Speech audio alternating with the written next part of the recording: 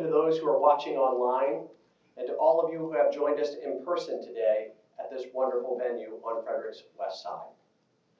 Thank you to the members of the Board of Aldermen present today, to our other invited dignitaries, and to our special guests.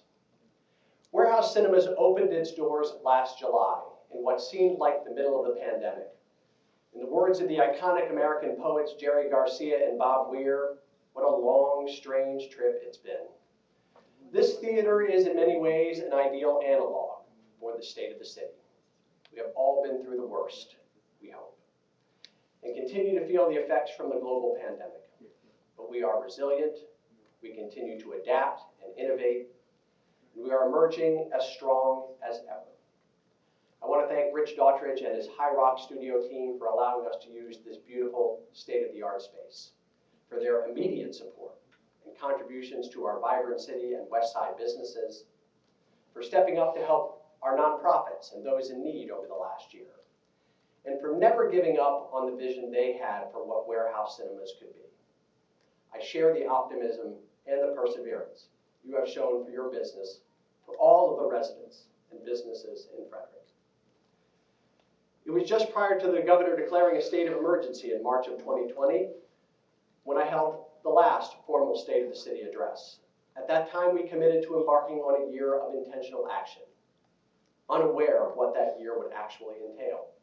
I want to take you on some of the journey of action, both planned and unplanned, the last 18 months have seen, and look forward to continued opportunity and progress for our community.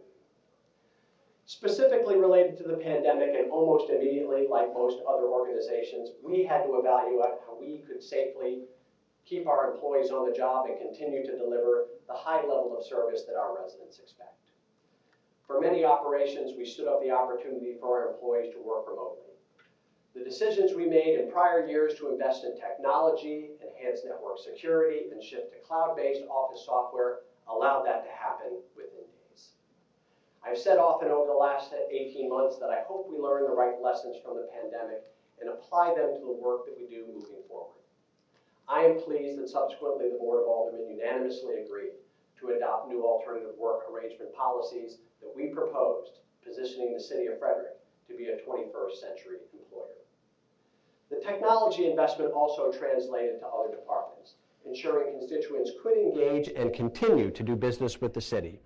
Since its implementation last spring, we have retained the opportunities for paperless submissions to allow for permitting and review processes to continue at the comfort level of the applicant. Our public meetings took on a new form as we implemented Teams as our platform. Public comment was transitioned to telephone, and soon after e-comment was debuted to ensure all had a chance to provide feedback on the work of our government. With ever-changing guidance and executive orders from the state, County Board of Health, we committed to ensuring the public received timely, accurate, and complete data throughout all available communication methods, including holding over 25 mayoral briefings with sign language interpretation and translation of information that was critical to our residents into Spanish.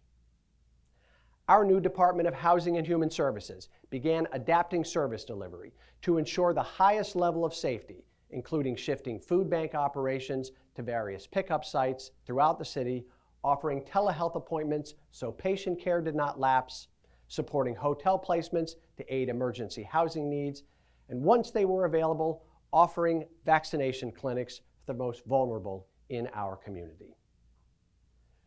Working with economic development, we recognized that near-term business assistance was needed while the federal and state governments developed broader and deeper assistance programs. Through 2 grant cycles, we redeployed budgeted funds and supported many businesses struggling with rent, utilities, and payroll. While many businesses needed time to piece together the many grant programs to make it through the closures we experienced, our grants were a commitment that we were and remain in this as a community, and we will get out of this as a community. With the initial rounds of coronavirus relief, we also put resources towards assisting our most vulnerable residents, with support for nonprofits committed to helping students navigate the abrupt transition to remote learning and lost summer enrichment and camp opportunities. We established both utility and rental assistance programs, working with both Frederick County and the Religious Coalition to support emergency housing needs.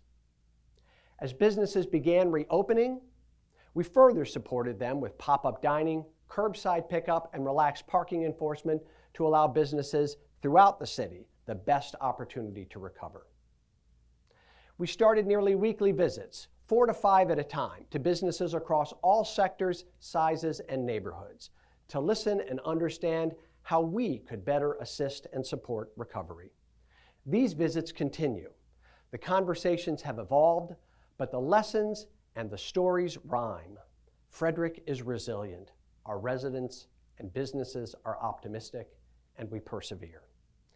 It would have been easy for all of us to allow the all-encompassing response to the pandemic, which touched every resident, business, city department, and operation in unique ways, to push out everything else.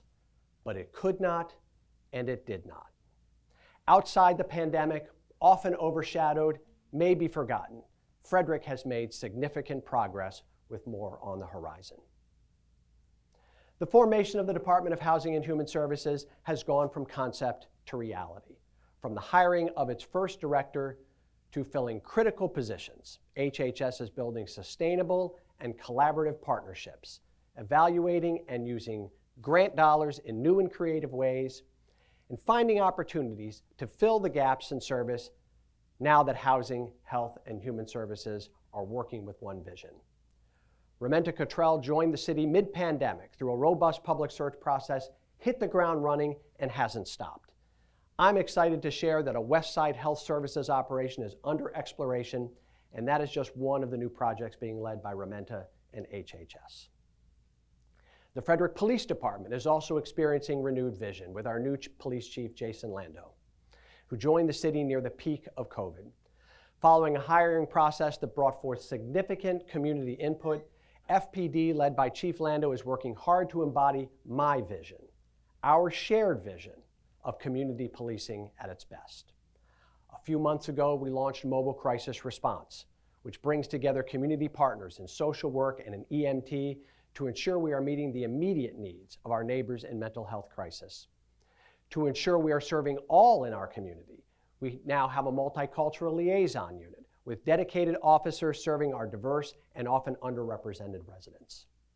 We have additional initiatives underway, including LEAD, Law Enforcement Assisted Diversion, an effort with the Frederick County Health Department and Behavioral Health Services, State's Attorney's Office, our own HHS, parole and probation, to help low-level offenders avoid incarceration by offering support services and accountability on the front end.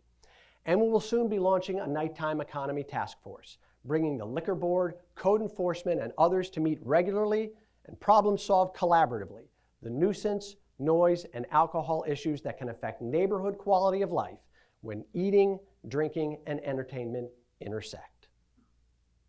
These efforts have come as our communities and others have grappled with difficult conversations about the role government institutions have played, Frederick included, in perpetuating inequality. I am proud of Frederick's response to engage and accept that for Frederick to stay strong, everyone in our community must have a place at the table. Collaboratively, our police department and public works have launched Operation Safe Speed, which invited community input on speeding in our neighborhoods. We are addressing those submissions with targeted enforcement and engineering review so that appropriate changes to address significant issues can be achieved. I would be remiss if I didn't add that each of us play a part in ensuring safe roads in Frederick.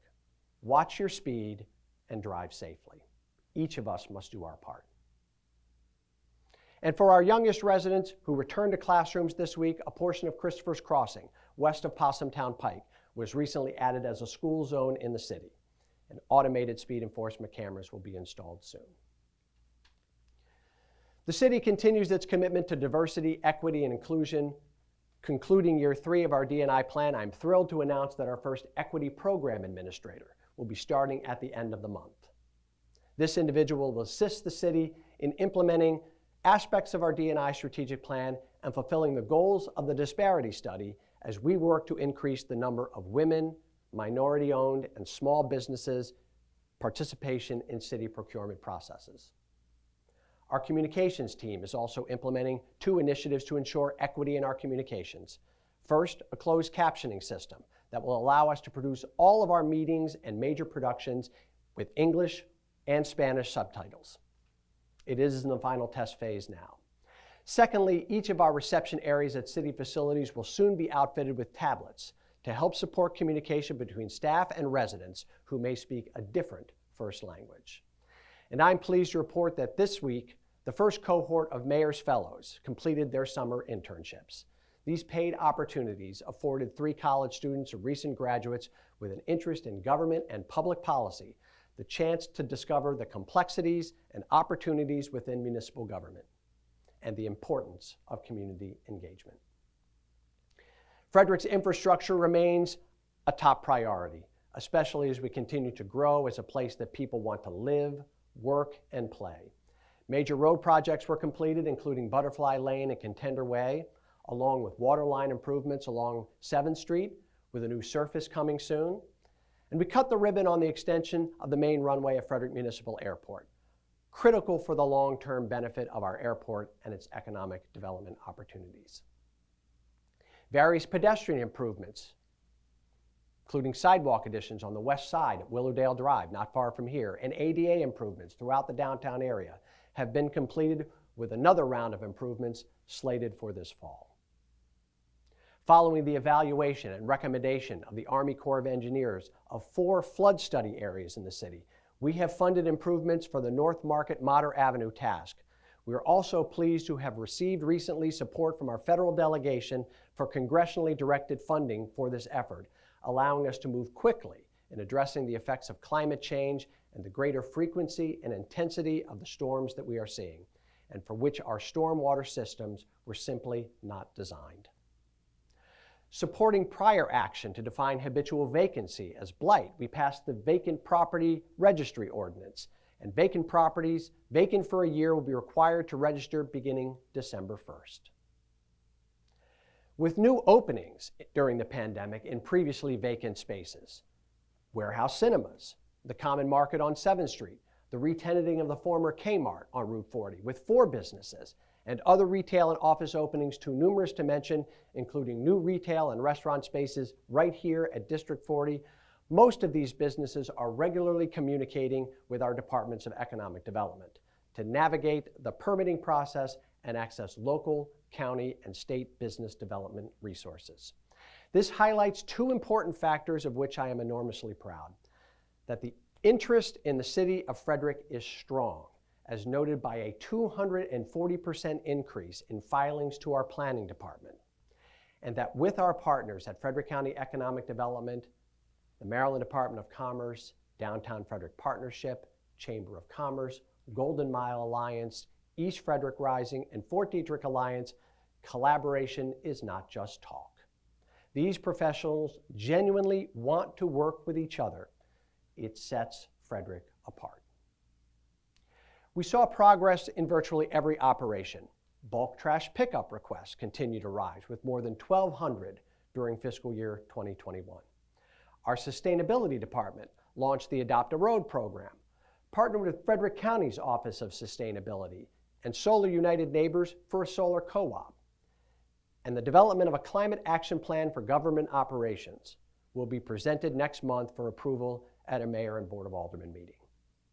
And we are in the process of selecting a consultant for the Carroll Creek Stream restoration design from Highland Street to Monocacy Boulevard. Our 73 parks in the city continue to add to our quality of life, and I'm pleased to announce today that we are finalizing our efforts to use grant funding through the local parks and planning infrastructure legislation passed in Annapolis this past year to construct pickleball courts at Monocacy Village Park. Westside Regional Park is experiencing continued progress with the opening of Sophie and Madigan's Playground Phase 1, the installation of bathrooms, the grading and seating of sports fields, and the planned relocation of the National Historic Preservation Training Center from downtown to Butterfly Lane. Progress on the park's master plan continues. In fact, just last week, Green Play presented the public feedback gathered on our current Parks and Rec offerings and shared with you, our community, what you want to see. And the work for Frederick is not slowing down. In the 3 weeks since we announced that we would be holding this address, the city can boast a few other major announcements and pending initiatives. The city has signed a purchase agreement for a new police headquarters on East All Saints Street. And Frederick has been announced as the host for the 2021 USA Cycling Nationals Mountain Bike Championship, which will be held in October. More exciting opportunities await. So in short, perhaps in medium, the state of the city is strong. The progress we have made, despite a pandemic that has loosened but not let go, is a testament to the strength of our people, our businesses, and our collective will to not just survive in the face of uncertainty, but to thrive. The lessons and the stories rhyme. Frederick is resilient, our residents and businesses are optimistic, and we persevere. Thank you all for joining me today.